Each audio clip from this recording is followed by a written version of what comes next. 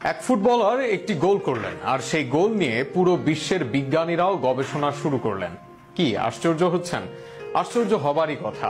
যদিও ফুটবল নিয়ে বিজ্ঞানীদের কোনো মাথা ব্যথা নেই, তবে বিজ্ঞান আছে সবকিছুতেই। বুলেট ম্যান খ্যাত রবার্তো কার্লোস করেছিলেন সেই অবাক করা গোল। সেই গোল আর কার্লোসের জীবন ও ক্যারিয়ার নিয়ে বিস্তারিত থাকছে প্রতিবেদনে। ব্রাজিলে জন্মগ্রহণ করেছেন ফ্রি কিকের জাদুকর রবার্তো কার্লোসও। ব্রাজিলের বেশিরভাগ ফুটবলারের মতোই দারিদ্র এক পরিবার থেকে উঠে আসা কার্লোস ইতিহাসের অন্যতম সেরা লেফট ব্যাক।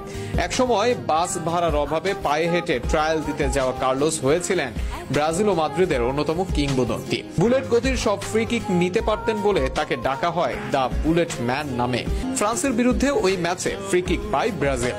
শটটি নেওয়ার আগে কেউ বুঝতে পারেননি কি হতে চলেছে, কারণ বলটি যেখানে বসানো ছিল সেখান থেকে সোজাসুজি গোলে মারা সম্ভব ছিল না। কিন্তু কার্লোস সেই সব না ভেবেই বলটিকে বাঁ পায়ে ঘুরিয়ে মারেন, যা দেখে অবাক হয়ে গিয়েছিলেন তৎকালীন ফ্রান্স গোলকিপার ফাবিয়ান বার্থেজো। দেখে মনে হয়েছিল বলটি কর্নার ফ্ল্যাগের দিকে যাবে, কিন্তু সবাইকে অবাক করে বলটি বিপরীত দিকে ঘুরে পোস্টের গা ঘেঁষে গোলে ঢুকে যায়।